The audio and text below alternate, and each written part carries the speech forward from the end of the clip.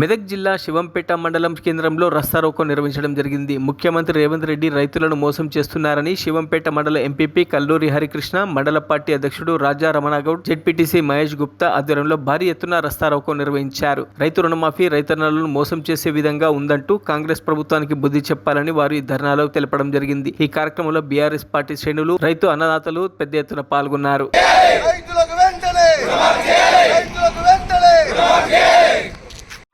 మరి రుణమాఫీ కాకపోతే మరి అవి ఏమైనా ఇబ్బందులు ఉంటే మీరు కలెక్టర్ దగ్గరికి వెళ్ళమన్నాడు.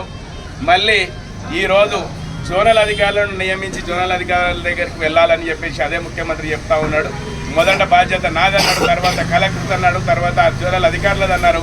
ఇప్పుడు రేపు మీదే బాధ్యత అనేటువంటి పరిస్థితికి రేవంత్ రెడ్డి వస్తున్నాడు. కాబట్టి దయచేసి అటువంటి గల్లిగొల్లి మాటలు చెప్పినటువంటి, అబద్ధాలు చెప్పినటువంటి రేవంత్ రెడ్డిని నిలదీయాల్సినటువంటి అవసరం ఉన్నది. మన నాయకత్వం పటిష్టంగా ఉంది. మన నాయకత్వం రేవంత్ రెడ్డిని నిలదీయాలని సకుటుంబంతోనే ముందుకు పోతున్నది. కాబట్టి మనందరి బలం కావాలి.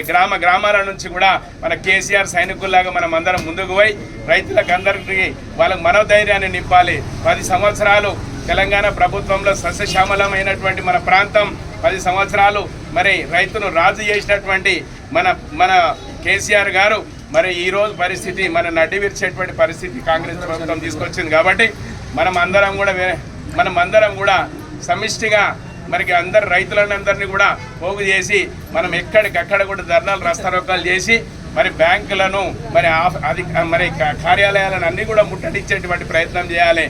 మరిన్ని అప్డేట్స్ కోసం మా ఛానల్ని సబ్స్క్రైబ్ చేయండి.